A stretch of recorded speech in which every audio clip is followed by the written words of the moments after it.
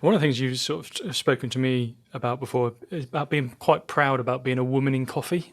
Tell us a bit more about that. Yeah, I mean, just the coffee industry in the UK specifically, but I think it's the same in a lot of countries, especially at this level of coffee as well. So if we take about you can split the coffee industry into several different ways, but the main one is sort of your specialty coffee, which is where I work in, which is at a much higher level, where there's a lot higher skill set. It's quite demanding, and there's a whole competition set to it as well, which can be a really great platform for a lot of people's careers beyond being a barista.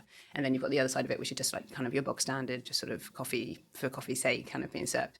And in the specialty arena, it's kind of there's a lot of very successful men, predominantly white men, that have done very well off the back of the competition circuit. They've been very well supported. They're brilliant guys, and it's not to do them a disservice, but it's not great representation.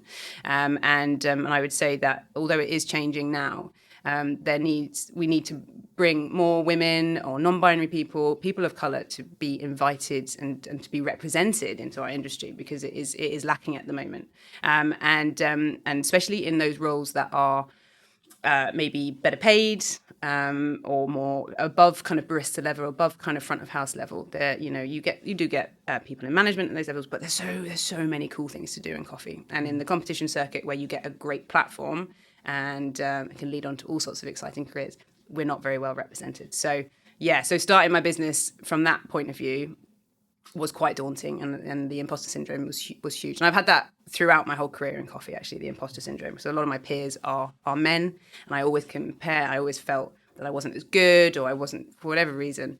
But thankfully now there are some amazing groups for women and non-binary people that everyone is very supportive, and it's the whole point to come together. And I've got some amazing networks now, and everyone is just super supportive. So I'm not trying to to be too negative about my industry, but it is. I'm excited to be one of not very many coffee consultants that happen to be female.